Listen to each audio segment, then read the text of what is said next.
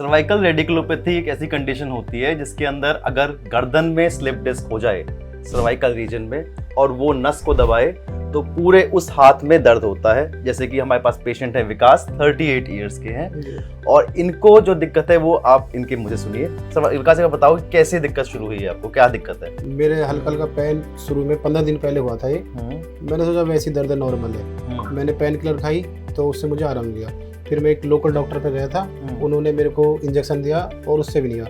फिर थोड़ा और दर्द ज़्यादा बढ़ने लगा तो बहुत ही ज़्यादा पेन होने लगा। फिर मेरे पेन से बर्दाश्त हो गया, फिर मैं आपके पास आया तो आपने सोच दिया कि मेरे को पेन में बिल्कुल आराम नहीं है और एक ऑपरेशन होगा जो भी डॉक्टर साहब करेंगे। तो उससे ये जो दर्द है इससे आपको मतलब कितना दर्द है? रात में नींद नहीं आती या नींद आ जाती है? किस तरह का दिन कैसा गुजरता है? बहुत ही मतलब भयानक दर्द है। भयानक दर्द है। नींद आती है रात में? नींद नहीं आती। दर्द में नींद कहाँ? डॉक्टर साहब ये लगा लो, मतलब मेरी जगह मुझे पता है मैं कैसे टाइम काट रहा हूँ। कब से दर्द है? टोटल राउंड फिगर तो वैसे तो 6-7 दिन हो गए और जो शुरू हुआ है मेरे 15 से 16 दिन से पहले हुआ था।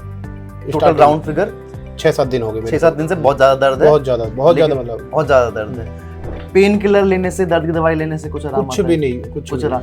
ये सर्वाइकल रेडिकुलोपैथी या फिर किसी भी तरह की रेडिकुलोपैथी की खासियत होती है कि इतना शार्प शूटिंग इलेक्ट्रिक शॉक की तरह का दर्द होता है कि जैसे पूरा करंट हाथ में जा रहा हो, इस तरह का दर्द होता है। इसी बीमारी को सर्वाइकल रेडिकुलोपैथी कहते हैं, जिसके अंदर कोई भी नस दबती है गर्दन से तो उस पर्टिकुलर हाथ में, लेफ्ट साइड की दबती है लेफ्ट हाथ में, राइट साइड की दबती है राइट हाथ में दर्द होता है। इनिशियली बहुत तेज शार्प शूटिंग दर्द होता है, जैसे कि कोई करंट पास कर रहा है, इस तरह का दर्द होता है। प्रोग्रेस करता है तो सुनपन आना शुरू हो जाता है और प्रोग्रेस करता है तो उंगलियों में, कलाई में या एल्बो के अंदर या शोल्डर के अंदर कमजोरी आनी शुरू हो जाती है। अगर और भी फर्दर प्रोग्रेस करता है और स्पाइनल कॉर्ड पे दबाव आता है, पैर की जो नसें होती हैं उस पे भी दबाव आना शुरू हो जाता है, चलने में लड़खड़ाहट, लैट्रिन पेशाब में दिक्कत तक प्रोग्रेस कर सकता है। जैसे विकास हमारे पास आए थे, करीब 4-5 दिन पहले आए थे, तो हमने इनकी एमआरआई कराई, सेम डे एमआरआई कराई। दर्द इतना ज्यादा था कि इन्होंने तुरंत उस दिन एमआरआई के लिए राजी हो गए और एमआरआई में ये फाइंडिंग्स आई। तो एमआरआई में हमें क्या दिखा? एमआरआई के अंदर इनको C4-C5 की लेफ्ट साइड का डिस्क प्रोलैप्स है।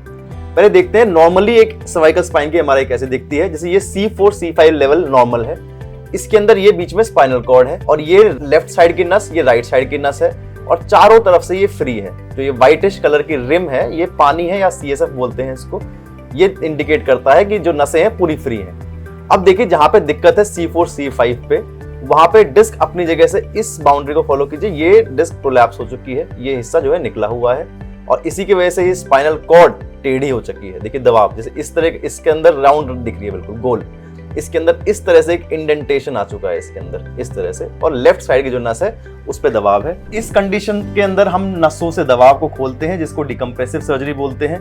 2 तरीके से की जा सकती है। जैसे ये सर्वाइकल स्पाइन है जो रीढ़ की हड्डी के ऊपर का हिस्सा है, आगे से अप्रोच कर सकते हैं, डिस्क को निकाल सकते हैं और केस डाल सकते हैं। इसको हम ACDF सर्जरी बोलते हैं। ये कन्वेंशनल सर्जरी है जिसके अंदर 2 हड्डियां जाम की जाती हैं। इससे बेटर अप्रोच जो है हम करते हैं वो हम एंडोस्कोपिकली करते हैं, जिसके अंदर हम पीछे से पोस्टीरियरली गर्दन के पीछे से जाके इस पर्टिकुलर एरिया के अंदर जाके और जहां पे नस पे दबाव है उसको खोल देते हैं।